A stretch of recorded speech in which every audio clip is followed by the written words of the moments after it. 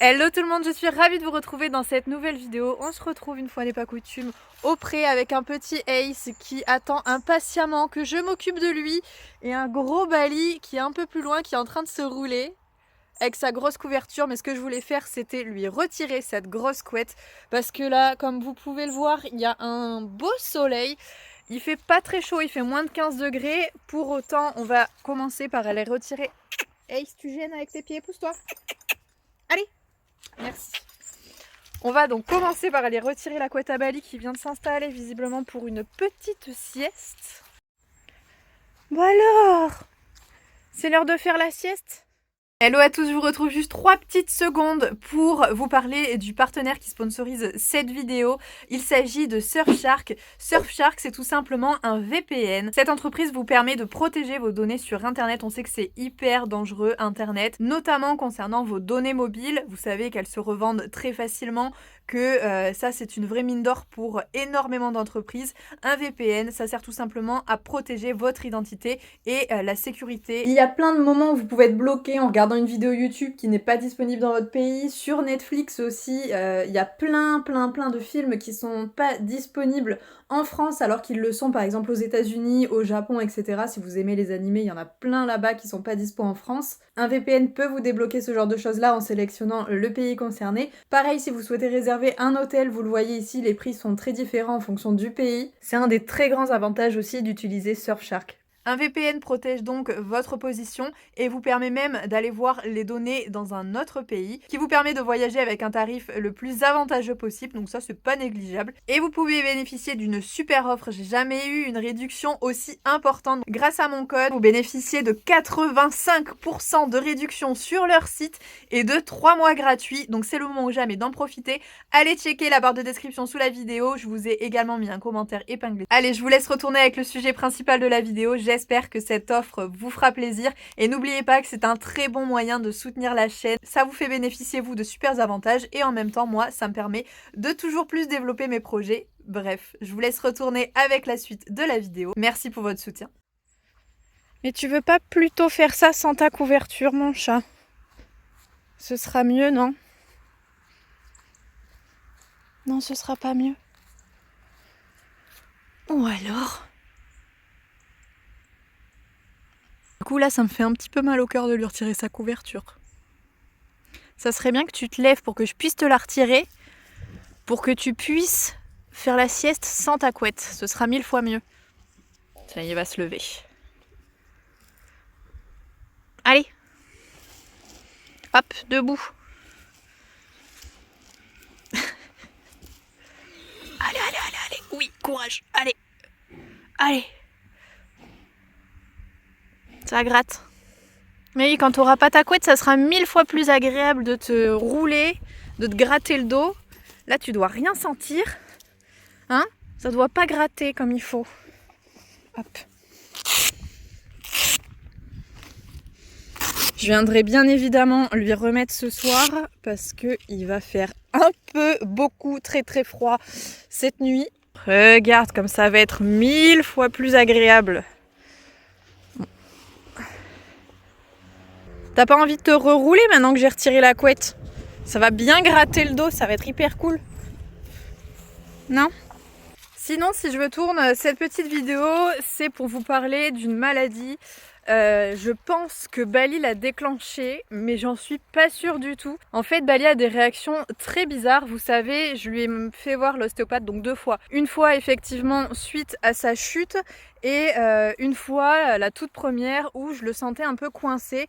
Je l'ai monté et je sentais qu'au travail il n'était pas hyper disponible, qu'il y avait vraiment quelque chose qui coinçait, qu'il n'arrivait pas à faire les exercices, mais que c'était pas de la mauvaise volonté. La mauvaise volonté chez les chevaux, c'est assez compliqué et ma foi, je pense que ça n'existe pas.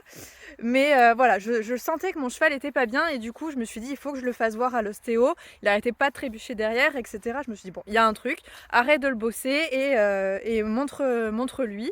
L'ostéopathe n'a absolument rien trouvé chez ce monsieur. Rien trouvé de bizarre, de coincé derrière, etc. Donc a priori elle m'a dit je sais pas ce que c'est, en tout cas sur le point ostéo il n'y a rien. Cette dame est vétérinaire, donc elle est formée pour trouver des maladies, etc. aussi, donc il n'y a pas de souci. Le nom de cette maladie, c'est la maladie de Harper, la maladie de Harper. Je ne sais pas exactement comment ça se prononce, ça s'écrit H-A-R-P-E-R. Donc voilà, à la française ou à l'anglaise, prononcez-le comme vous voulez. Mais en fait, cette maladie-là, elle a pour signe de créer des troubles neurologiques et ça se déclenche au niveau des postérieurs. On voit les postérieurs des chevaux se lever de façon un peu désordonnée, anormale. À la première visite de l'ostéo, il arrivait même plus à reculer, c'était vraiment très coincé. Et il avait donc ces mouvements de postérieurs là qui n'étaient pas hyper accentués, pas hyper développés. Vraiment, c'était histoire de, j'ai dû le voir faire 5 fois, ce genre de choses-là, c'était très très minime, vraiment. Mais bon, je me suis dit, je vais arrêter de le faire reculer, il y a vraiment quelque chose qui coince encore une fois au niveau des hanches, ce que l'ostéopathe a démenti. Et même le jour où l'ostéopathe est venu, en fait, Bali arrivait très bien à reculer. Donc entre un délai d'une semaine de repos, parce qu'il n'a pas du tout travaillé, avec cette semaine de repos-là, les signes se sont complètement arrêtés. Voilà, donc là, pas d'explication. Et c'est revenu, je l'ai monté 2 fois, du coup j'ai fait une balade et on a fait le Mountain Trail également, donc avant Bordeaux. Et durant le Mountain Trail, en fait, je pensais que ça allait l'aider à reprendre le travail classique suite à sa visite de l'ostéopathe, parce qu'on allait faire beaucoup de mobilisation d'épaules, de hanches. C'est pas un travail hyper intense, on a fait que du pas. Et donc je me suis dit vraiment ça va être super pour sa rééducation.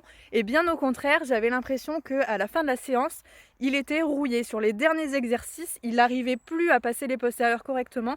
D'ailleurs, j'ai l'impression que ça se remarque sur les vidéos où je suis à cheval, vous sentez qu'il n'est pas hyper à l'aise derrière et je n'ai absolument aucune explication. Voilà, je ne sais pas, mais en tout cas, là, à partir de cette journée de travail-là, ça s'est redéveloppé. Et lors de la séance du shooting photo à Bordeaux, il était à l'arrêt, on venait d'arriver à Bordeaux, il était attaché au vent et il a vraiment fort levé les postérieurs, le gauche, le droit, le gauche, le droit. On sentait que il était pas très à l'aise, enfin qu'il y a un truc qui se passait et je n'avais aucune explication. La seule explication logique que l'on peut avoir à ça, c'est donc la maladie de Harper, je l'appellerai comme ça, moi je la prononce à l'anglaise. C'est donc une maladie qui se développe via l'ingestion de plantes toxiques, enfin de plantes habituellement que les chevaux ne mangent pas. Vous voyez dans le pré, là tout a été mangé, c'est de l'herbe vraiment bien rase, elle est donc comestible. Et là vous avez des zones de refus, ce que l'on appelle, c'est les zones en général où ils font pipi caca et il y a des plantes qui ne sont pas comestibles, ou du moins qui le sont beaucoup moins que la belle herbe que vous avez ici. Vous en avez d'autres au niveau du foin, là-bas, et en plein milieu également du pré. Vous voyez vraiment au milieu ici, il y a une grande zone qui n'est pas touchée, il y a des ronces, il y a des herbes, donc des fleurs, voilà, plein de plantes qui sont nettement moins appétantes, moins nourrissantes et parfois donc toxiques. Pourquoi les chevaux mangent ces plantes? C'est tout simplement, en général avec la sécheresse. Vous l'avez vu cet été, le pré était extrêmement sec, les chevaux n'avaient plus grand chose à manger, donc je leur ai mis du foin pour compléter bien évidemment, et Bali avait toujours ses compléments, ses granulés donnés quotidiennement, donc il n'y avait aucun problème là-dessus.